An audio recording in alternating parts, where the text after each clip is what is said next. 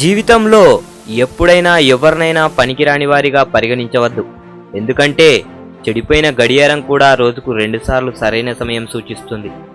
ఎప్పుడు ఇతరుల తప్పులను అన్వేషించే వ్యక్తి అందమైన పుష్పాల పరిమళాలను వదిలి కుండు మీద వాలే ఈగలాంటివాడు.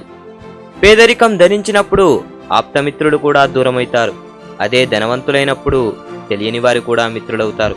ఒక్కసారి నవ్వుతూ చూడు, ప్రపంచంలో ఉండే అందాలన్నీ నీ సొంతమవుతాయి. కానీ తడిసిన కనురెప్పలతో చూసే అద్దం కూడా మసకబారిపోతుంది.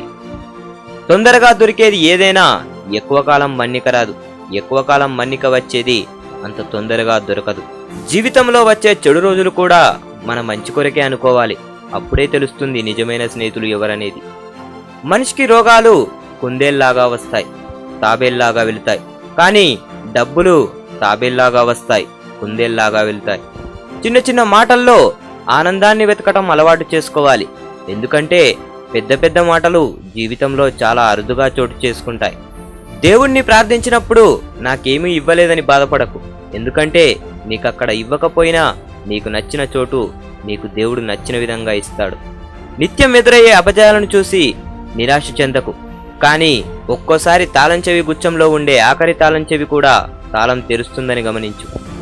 ఈ సమాజంలో నేనొక్కడినే ఏం చేయగలనని ప్రతి మనిషి నిరాశ చెందుతాడు. కానీ ఒక్కసారి తలపైకెత్తి చూడు, ప్రపంచానికి వెలుగునిచ్చే సూర్యుడు కూడా ఒక్కడేనని. బంధువులు ఎంత చెడ్డవారైనా సరే వదులుకోవద్దు. ఎందుకంటే మురికి నీరు దప్పిక తీర్చలేకపోయినా కనీసం అగ్నిమంటలార్పడానికి పనికి వస్తాయి. మనిషిగా మాట్లాడరాకపోయినా కనీసం పశువులా మౌనంగా ఉండటమే ఉత్తమం. మనకు మాటలు రాకముందు మనం ఏం చెప్పబోతున్నామో అమ్మకు అర్థమయ్యేది. కానీ మనం మాటలన్నీ నేర్చిన తర్వాత ఇప్పుడు మాటిమాటికి ప్రతిసారి అమ్మా నీకు అర్థం కాదులే అంటాం. జీవితంలో మంచివారి కోసం అన్వేషించవద్దు. ముందు నీవు మంచిగా మారు. బహుశా నిన్ను కలిసిన వ్యక్తికి మంచి మనిషి అన్వేషణ పూర్తి కావచ్చునేమో. ధర్మం కోసం జీవించు, ధర్మబద్ధంగా ముందుకు నడువు.